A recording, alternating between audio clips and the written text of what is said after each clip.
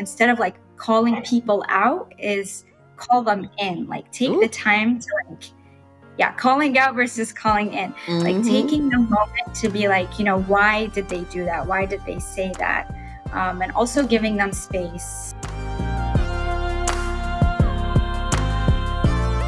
Hi, everyone. It's Dr. Alfiee. I am so honored to have this young, dynamic, brilliant, beautiful, kind, just warm, and just incredible human being on the podcast today.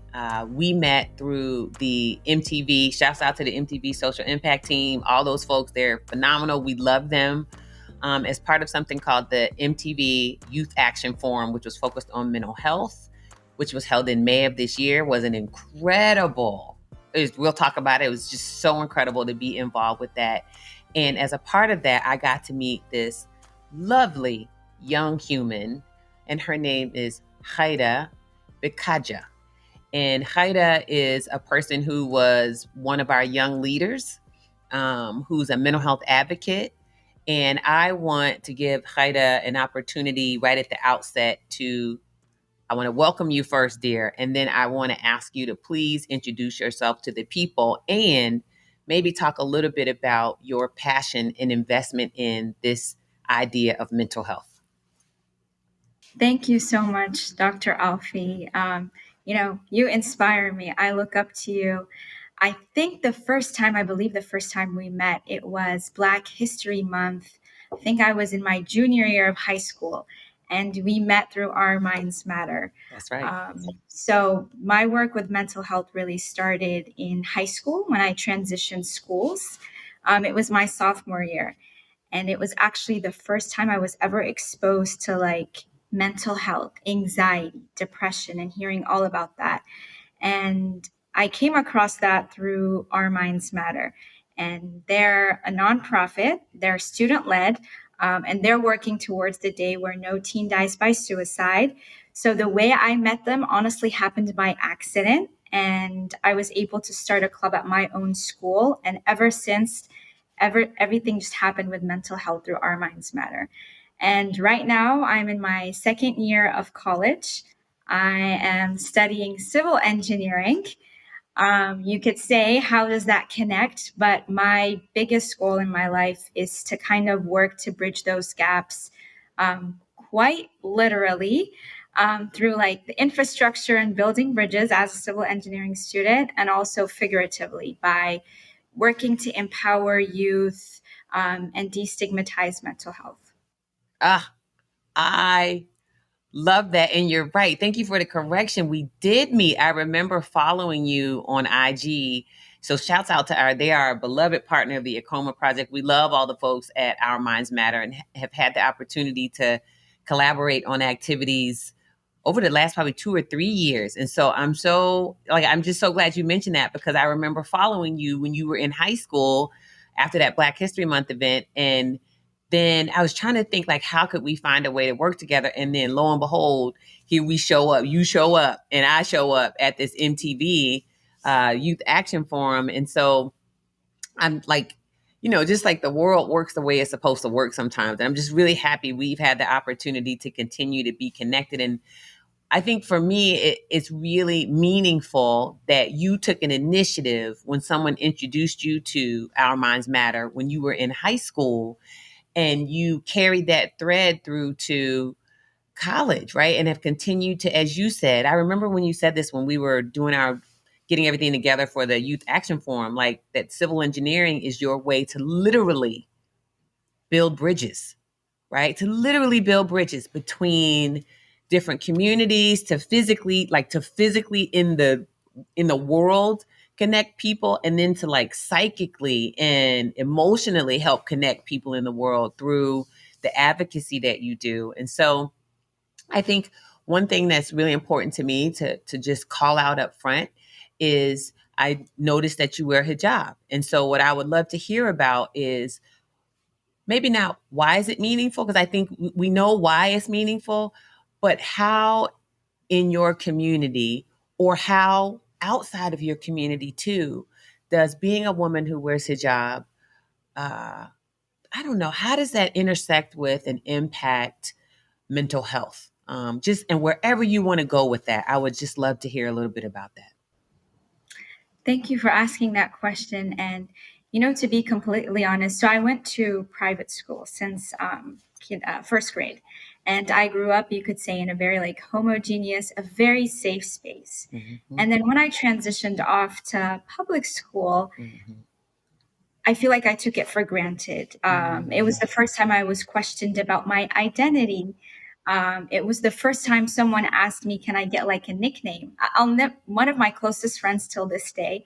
She always like tells me, "I'll never forget your reaction," because I guess like growing up and being at my school, like everyone was able to say my name, Kheira. You know, it Mm-hmm. was very easy. But once I stepped into a new setting, I was like, oh my goodness. You know, to be Mm-hmm. completely honest, I was culture shocked. Mm-hmm. I would like to say that I'm a very extroverted social person. Like I love talking, I love making other people smile.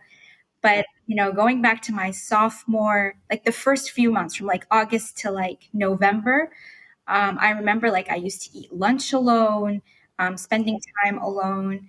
I felt different in a way, even though my school, I'm so grateful for the people at my high school. They were very diverse, but I still felt very left out. I didn't feel very confident. I questioned many times like my religion, my identity. But then I remember like it was November. I don't know how, or like the world, everything is meant to happen. Yeah, And then man. Our Minds Matter came. I started to spend some time like reflecting about my story and my journey. And then I was like, Kheira, you got to do something about it. Like, you're not going to continue to eat lunch on your own. You want to be with other people. You want to share with other people your culture and your religion. So ever since I just took that within my hands and I was like, you know, I'm going to be proud of who I am and I'm going to use my hijab and my religion and just my identity. Like, I know my name is hard to pronounce, but I'm happy to like work with you. And it's also like, it's a way of like opening people into like my culture and they learn something new and I learn something new about their culture as well. So definitely, it definitely has been a struggle. And even till this day in college, I feel like it's a little bit harder in college just because now you're surrounded by like adults and older people. So I'm always like questioning, like, you know, these are older people, like they should be more respectful, more open minded, especially now with social media. So it tends to hurt me even more in college. But then I'm just like, you know what? Khaira, you were sent here to be that person. Maybe you're that person who opens up someone else's eye. So Oh, oh. Well, I so appreciate you for being open to the idea um, of opening other people's eyes. And I think, you know me, now when we worked together on the youth action form, my thing was always, you don't owe anybody that. What you owe is to show up and be your full authentic self. Do you know what I mean? And so I'm always going to stand behind other people need to get their minds right. You know what I mean? Like, it's not your job to educate. And I think sometimes we, as people with any kind of marginalized identity, we feel put upon because other people do that thing of othering us, putting us over there, putting us in a box, not creating a welcoming space.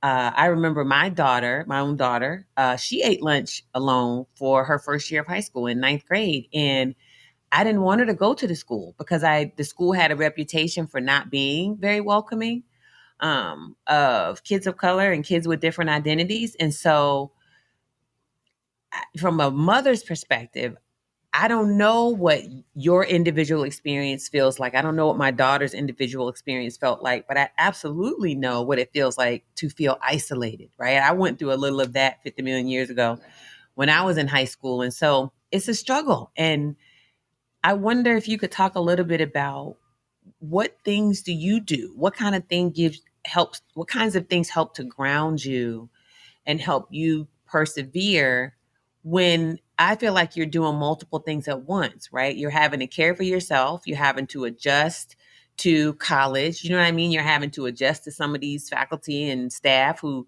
should behave better than they do. And there's some good ones out there who do exactly what they're supposed to do, who try and who are well meaning, but there's someone probably not so much. And so at the same time that you're growing and adjusting and you're taking your classes and you're studying. Engineering is a hard major, right? And doing all those things, and you're confronted with people who aren't always as welcoming as they need to be. Maybe they're not overtly hostile, but maybe they're not so nice. Do you know what I mean? And so, how do you strike that balance of, I'm going to continue to show up as who I am, even in the midst of all the many things that you have to juggle as a college second year student? I think for me, every single day, like my commute to school is just myself, the car, the music, and the air. And I'm just like, I tell myself, like, today is going to be a good day, to have a good day on purpose. Like, I do a lot of pep talking. Like, I talk to myself a lot. But I would say the biggest thing is knowing that whenever someone like mistreats me or just in general, is that it's not a reflection on me or a reflection of themselves. I always like to give people like benefit of the doubt because I know we're all going through our own shares of like struggles and we all have our own journey of life. And maybe that person is going through something rough or going through something personal, so I always like to take a step back. My family always tells me that, Kheira, you are so cold. And it's just like, I don't have a reaction. It's just like, I know everyone is struggling, everyone might be hurting, or you just simply don't know how to react. Or sometimes it's like your first incident. And then another thing I really like to do is like, instead of like calling people out, is call them in, like take the Ooh. time to like, yeah, calling out versus calling in, like Mm-hmm. taking the moment to be like, why did they do that? Why did they say that? And also giving them space. One thing I just realized is that, sometimes it's just not worth it. You can't, Mm-hmm. one thing I have learned about myself is like, I can't always be the person who's going to fight, like Mm-hmm. if they said something wrong or, you know, something harmful, it's like, it's okay, I guess. But then the next time if it happens, definitely stand up to that.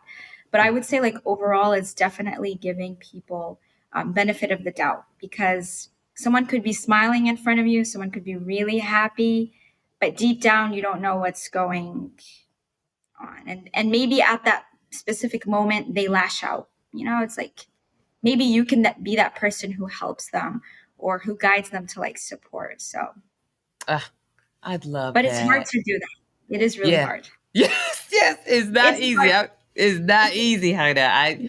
I totally get it. And that what I'm hearing is, you, in addition to giving people the benefit of the doubt, I think one way I would also frame that is you give people grace, right?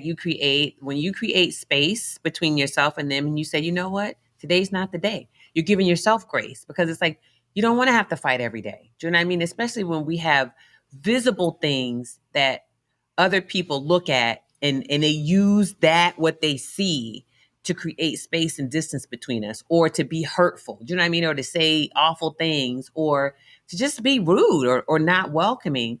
We know that that's not our fault. And so what I love about what you're saying is, sometimes it's like, you know what, I'm gonna give myself this grace today. I don't feel like being bothered with this, so I'm just gonna leave it alone. Do you know what I mean? And then at the same time, you're giving other people grace because you're saying, I don't know why they're acting like that. I don't really need to know, but I know I can remove myself from it. Do you know what I mean? Like, I know that I don't have to go in and fight with them, this person today on this thing, and just leave them be. They leave me alone, I'm gonna leave them alone. And so I'm hearing, this idea of grace both for ourselves and for other people. I'm also hearing the importance of affirmations, and I'm hearing the importance of reflection and meditation and music, and using the time that you're given. We all get the same 24 hours in a day, but you're taking a part of that time on your commute to school to give yourself and to pour into yourself and to fill yourself up. And so I'm wondering, how did you know to do that? Was that something somebody told you? Was that something you developed on your own? How did you determine or decide, I got to pour into myself? And then how did you decide, this is the way that I'm going to do that? I was always told that you can't pour from an empty cup. So I was like, I have to figure out how am I going to fill up my cup. And us as Muslims, we pray 5 times a day. And, to be completely honest, like, it's a journey, it's a struggle, to pray exactly 5 times at the same exact time, to be like persistent. But it's something that I'm working on.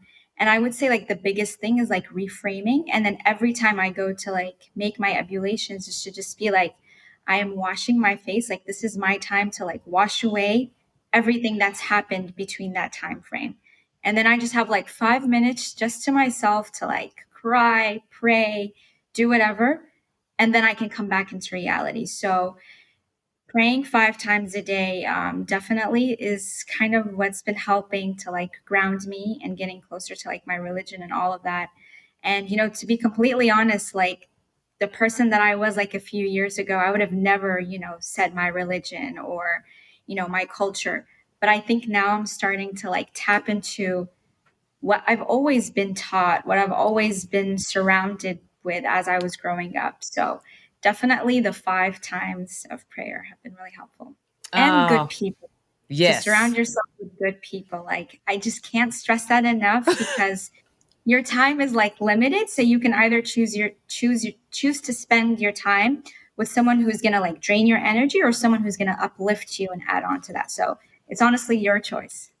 Amen. Ooh, I love that. And would you be willing to educate us a little bit about the significance of praying 5 times a day? And I'll say it because of this. I happen to be Catholic. There's very few Black Catholics, right? And so one of the things that happens in Catholicism, I have to be honest and say I'm not really 100% sure what the total origins are, but I know what the meaning is for me. So sometimes often for Catholics, you see people make the sign of the cross, Father, Son, Holy Spirit, right? Sometimes I'll say Mother, Son, Holy Spirit, because God is a woman, but we ain't gonna go there. And in my belief, but I feel like it's important to share with people that that's a part of my, if somebody asks, I will say that's part of my faith. And so I'm always, what makes my faith is this belief in this Trinity. Do you know what I'm saying? And so, but that's what's meaningful for me. And so I've had times, usually it's little kids will ask, like if I come into, when I used to see patients, I would go into clinic on Ash Wednesday and I would have the black cross on my head because it's literally ashes. And they'd be like, Dr. Alfiee, what's that on your head? And I would just like say, well, baby, let me explain. I'm a Catholic and you know what I mean? And I would just give them a little explanation. And honestly, I felt like if I can help enlighten somebody about something that's significant to me, it doesn't hurt me. And at the same time, it gives me an opportunity to share a piece of myself with someone in a tiny way. So I certainly don't want to proselytize or try to convert anybody to my way of thinking. And I have found it helpful that when people are curious in the right way, right? That's the key. Be curious in the right way. That it does like what you said you do is build bridges. So would you feel like comfortable sharing with us the significance of in the Muslim faith praying 5 times a day? Yeah. So, from my very limited knowledge, but I do know that the 5 daily prayers, so we have one like sunrise, and then one around like 1 p.m., depending on the sun, and then one around like 5 p.m. ish, and then one at sunset, and then one during the night. So they're all like calculated based on like the sun Yes. and, from my very limited knowledge. But I do know, like, it's very significant. Like, it's very important that we try to oblige and like pray our 5 prayers. And the way I see it is like it's our time to like ground ourselves and like connect. And also the movements that we do. Like, we are literally like on the ground, we're literally putting our forehead on the floor. So it's just like a release of all of like the negative energy and also connecting with God. That's so beautiful. That is so beautiful. It's like there's so much power and meaning in each aspect of what you said. And it's just, I don't know, it's beautiful. And I think I appreciate you sharing that with us. And what I wonder is, do you see those connections? You've shared some of them between the part of your faith that's really about your faith and the direct line that ties to your mental health. Do you have any thoughts about that? Yes, honestly, my faith is what like rejuvenates me. And I feel like I'm at a stage right now where I'm genuinely interested in learning more versus like when I was younger, like I was just told. And Right. it's not like I really understood what I was Right. being told. Right. But now as like with life and stress and I guess like being an adult, and today was the first time I paid my taxes. So like I guess adulthood. Yes. Yeah. Adulting, honey. Welcome to adulting. Yes. Definitely like with all the struggles that are happening and all of that, like finding time in my routine to be able to like ground myself and connect is has drastically been very like important in my daily schedule. I love it. I love it. And that brings me to something that we also connected around, which I've mentioned before, which is the MTV Youth Action Forum. And I would love for you to talk about the concept, if you, as much as you can, that you and your colleagues developed and sort of what that turned into. But before you do that, could you share a little bit with the people, anybody living under a rock who didn't know, about what was the MTV Biden Harris administration Youth Mental Health Action Forum, and how did you come to be involved in it? Yes. So actually about this time last year, maybe like around like October, I got a message from one of the program managers of Our Minds Matter. So shout out OMM. And they had reached out with a link and she was just telling me, Kheira, we really think you'd be a really good fit. And it was the first ever like youth mental health action forum with the Biden and Harris administration. And I remember like looking through and I was like, they're looking for youth who are passionate about mental health and who are interested in like doing like creative campaigns to destigmatize mental health. And I remember looking at it and I was like, Kheira, you definitely have done some work within the mental health world, but it said the Biden and Harris administration. So I was like, there's no way this is going to happen. But I was like, I'm going to just shoot my shot. I remember like responding to the questions, answering, providing what they asked for. And then I remember when I pressed submit, I never received like a confirmation email saying that like I got, like they received my note. Yeah. So I was like, Yeah. you know what? Honestly, whatever happens, happens. Right. And then January 2022, late January, early February, I received a message saying that you were a finalist, and it completely slipped my mind. And then ever since January, it's just been like a positive trajectory. And I always like when I got that message about the Mental Health Youth Action Forum, I was like, how am I going to fit this in with my schedule, being a student? Honestly, I just contemplated not applying, but I was like, let me just do it. Like she asked me to do it. I was like, I'll just do it. I don't know what's in store.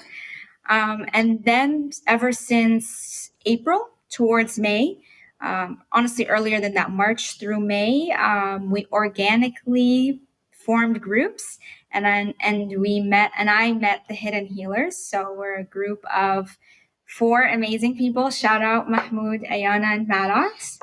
And honestly, the way we came together was very natural. Like we all connected on like our different cultures, our different and unique stories.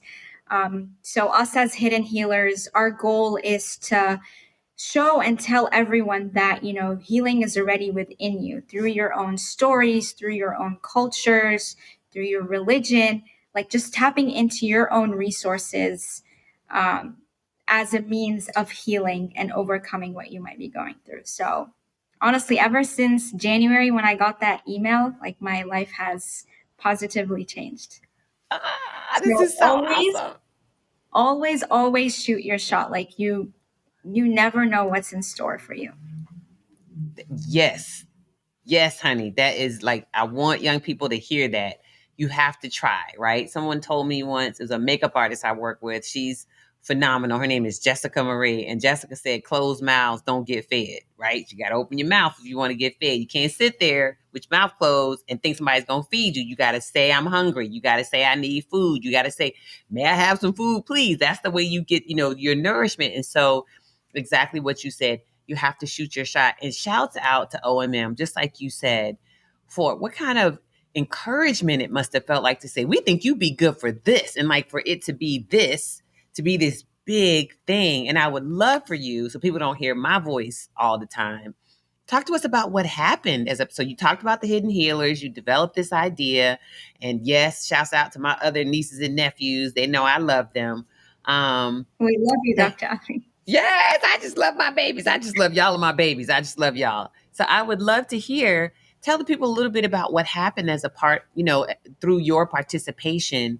Like, what was it about? What did you do? You know what I mean? Like, what kinds of things resulted on, hint, hint, Pinterest? Like, what kinds of things were you able to participate in through your work with this amazing, amazing project of the Youth Action Forum? Yes. Honestly, till this day, I still can't believe that all of that happened and there's still yet to come. So, every single day I tell myself, like I always say, Alhamdulillah, like thank God that, this is all happening and it's happening for a reason. But it was a 3-day forum. So the first day was all about like getting to know everyone. And mind you, we were collaborating for the past 2 months virtually, working with like working with the other 30 young youth from around the nation. So like I remember seeing everyone in real life and seeing my team who we met constantly throughout the week. It was like shocking, but it was really beautiful. Like I'll never forget the reactions. um, and then the second day was all about getting to practice our presentations, getting to practice our pitches, that we were sharing with like stakeholders, with like top cool interesting companies, Yahoo, MTV, Pinterest. There were so many like organizations and companies coming to listen to our ideas, and our goal was to come up with innovative and creative and meaningful mental health campaigns that they can implement in their companies. So that was Tuesday. And then I also had the honor Tuesday night. It was at the Renwick Gallery, with Pinterest. Shout out the Pinterest family. I was able Yes. to share my story about, my mental health journey, being a hijabi Muslim Algerian American, and just being able to share my story in hopes of like inspiring other people.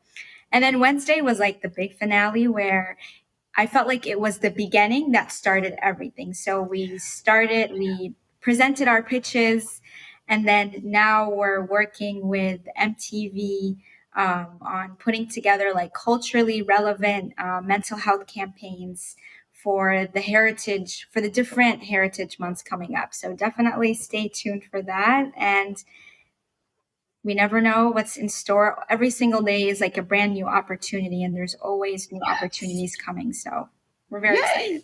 Yes, you should be excited. And all of you young people deserve all of this because you've been advocates. You were advocates, when no one was looking. You were advocates when just a small number of people were looking. And now through this opportunity, you're on a grand stage. Now, the one part that you did not mention was the White House. Did you Oh, happen the to White go to House. the Did you happen to Yeah. go to the White House, Kheira? I'm not sure. Can you tell us a little bit about that? So honestly, I can't forget. I cannot believe I forgot that. But the White House, that was Wednesday morning. And I'll Mhm. have to say that that feeling of being in the White House is a feeling that, I can't explain by words. Mhm. But there was honestly more to that. I remember like sitting on the stage and like looking out into the audience. That's when it really hit me. And the thing was that Surgeon General, like Vivek Murphy, he was sitting in Mhm. front of me. So every single time he would talk, the cameras would go in his face. Mhm. And the thing is, I don't know, I had this sudden urge of tears that my tears just kept Oh. on pouring. They were quite tears of joy and also tears of sadness, but also like, Khaira, you gotta do more stuff. So one thing I made the connection while being on that stage is when I looked at the audience, I did not see another hijabi or Muslim, stakeholder in the audience. And it was a pretty large audience. And to see That's someone right. who wasn't like, Muslim, or to see someone who wasn't like covered, um, I kind of was really upset. So it was like it was a mush of like emotions. But to be Yes. completely honest, like that's what really sparked um it just put me in a position where I was like, Kheira, you need to go back into your local community, work, focus grassrootedly, and just go in and try to be that inspiration for another Muslim woman. So I remember that was Wednesday. I believe it was Thursday or Friday. I met with my local mosque's youth coordinator, and we met. And I told them like, I want to get involved. How can I get involved? And ever since, I've been involved with my local masjid. Um, Definitely helping out with like the programming, doing things for the young kids.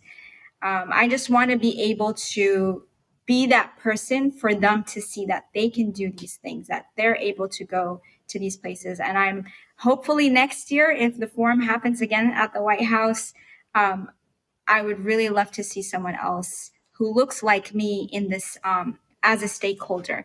But also shout out Kedmed. She was also she was the only other hijabi Muslim woman. And honestly, if it weren't for her, I would have been so upset. But we did it together. We did it together. Ah, it is so powerful to hear you say you looked out in that audience, you didn't see yourself reflected back. And it's so important for us to acknowledge and like just take a moment and pause and reflect on that, because that just gives us space to create an even more welcoming environment and to go out and find, right, people who clearly identify, and you can clearly tell just by looking at them that they identify as Muslim, whether that's something that they're wearing or, you know what I mean?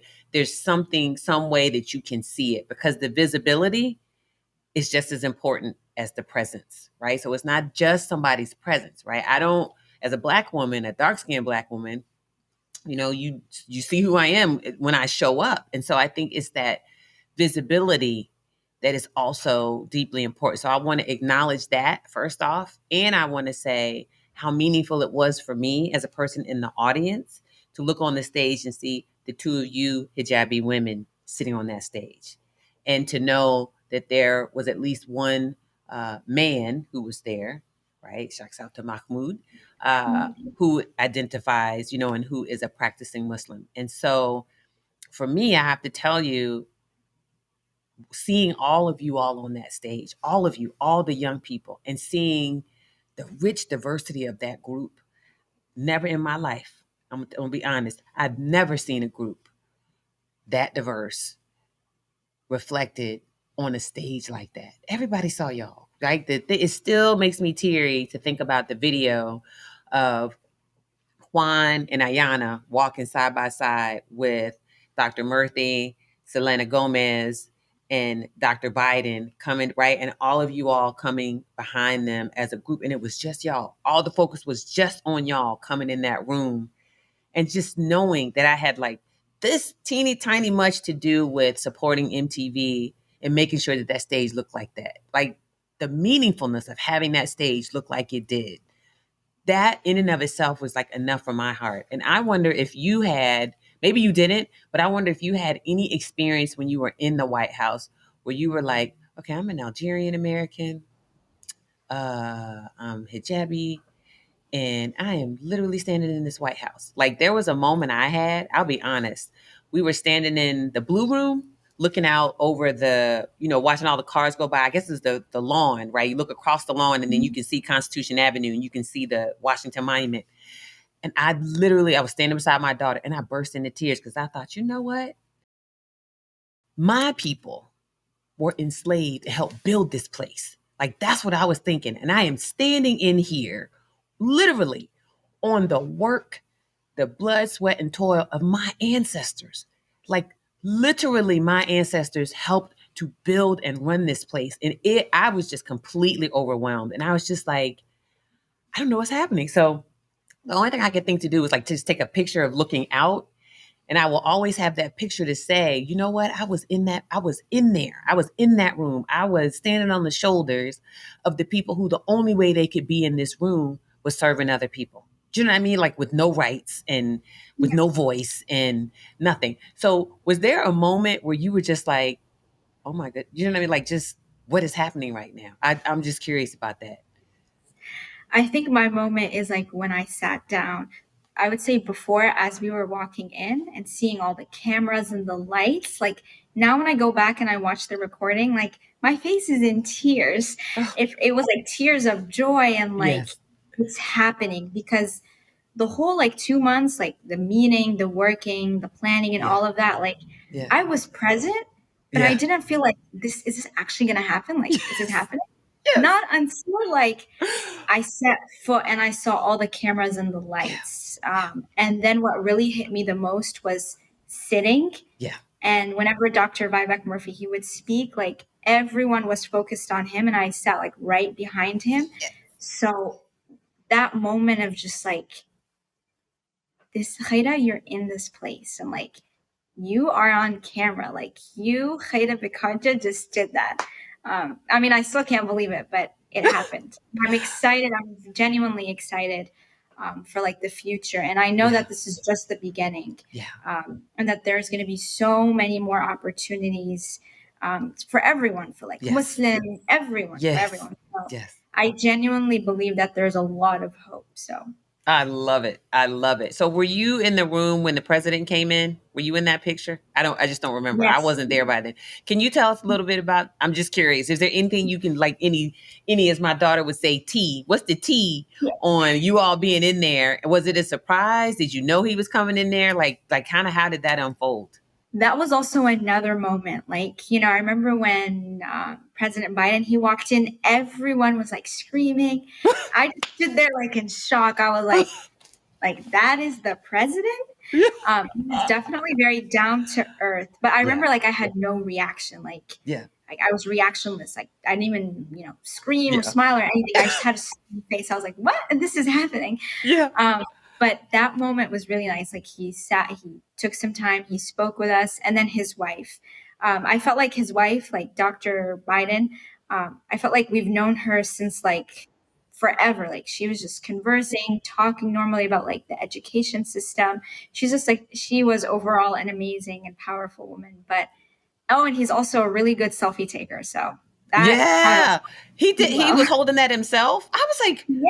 how did he get all that? It was like literally like everybody was in there. Like if it would have been me, we still be there trying to get that daggone Yeah. selfie. I'm like, wait, I gotta do it again. I gotta do it again.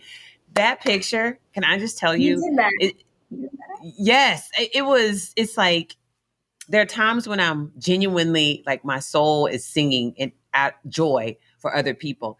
And that was one of those times. I was like, look at these young people, look at these kids.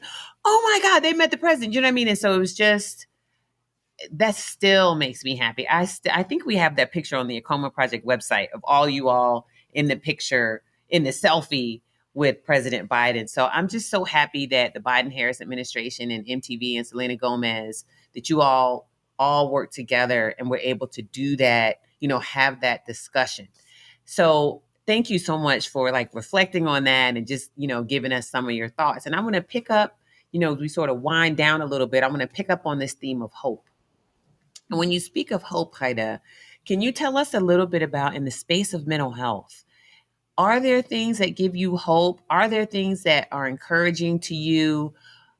Is there a message that you would share with other young people who maybe are going through a period where they feel a little unsure of themselves? Maybe they're struggling with their own mental health. Just like I'm trying to make it as broad as possible. What are the things that give Kheira Bekkadja hope about young people and mental health in the future?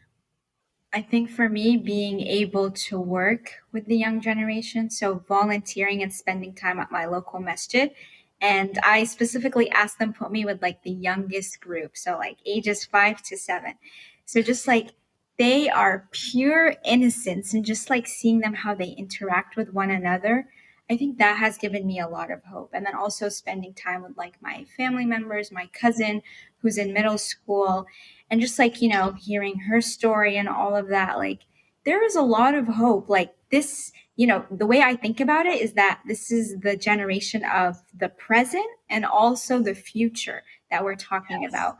I genuinely believe that with confidence and grace and support, and one thing I'll have to say is that there is a lot of support in today's time, which is which is something that I'm very lucky for. That I'm sure, like many generations before, like there wasn't the support that there is right now today.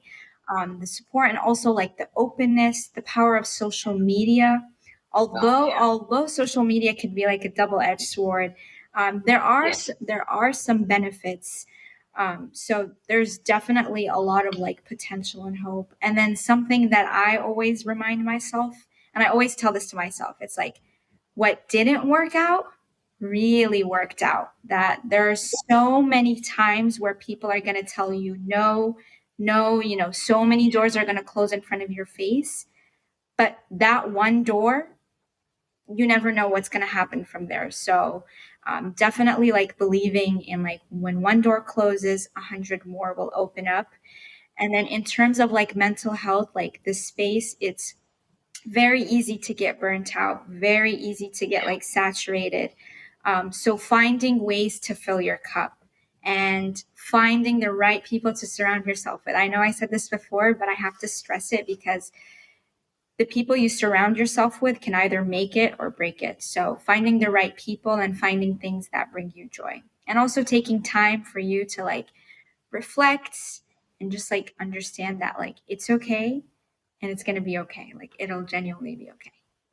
Oh my goodness. Well, Kheira Bekkadja, college second year student, young leader, woman in her community who's uplifting the young people, mental health activist, alumni of OMM, and so many other wonderful things. I just want to say thank you so much for giving some of your time. I know your schedule is ridiculously busy because I know from when we were trying to coordinate things during the forum, we were all working with so many different moving parts and so many schedules. So I'm just so grateful for your time. I want to only wish you continued success with school. I look forward to the day when I see that shingle, Kheira Bekkadja, comma, civil engineer, right? Running her business or whatever you're going to do, like literally building those bridges. And I'm just so grateful to have met you. I'm so grateful to know you. And I thank you so deeply for your time today. Thank you so much, Dr. Alfiee. I thank you for like believing in me and also like believing in yourself and knowing that you have the potential to do whatever. That has helped me a lot. And you have definitely been one of the people I look up to and who have helped me see my potential. So thank you. I hope you all, to anyone who's listening to this, find people like Dr. Alfiee because she's amazing. Thank you so much, sweetheart. Thank you for tuning in to Couched in Color. You can check out more episodes on YouTube, Apple, Spotify, and your favorite podcast apps. Check out the show notes for any websites linked to this episode, including where to connect with us on social media. I appreciate you tuning in. Remember to like, subscribe, and turn on your notifications so you'll be updated of each episode release, and visit me at dralfiee.com for all podcast updates as well. As always, I want to wish you lots of love and light, and I hope that they are always informed by good, culturally relevant science.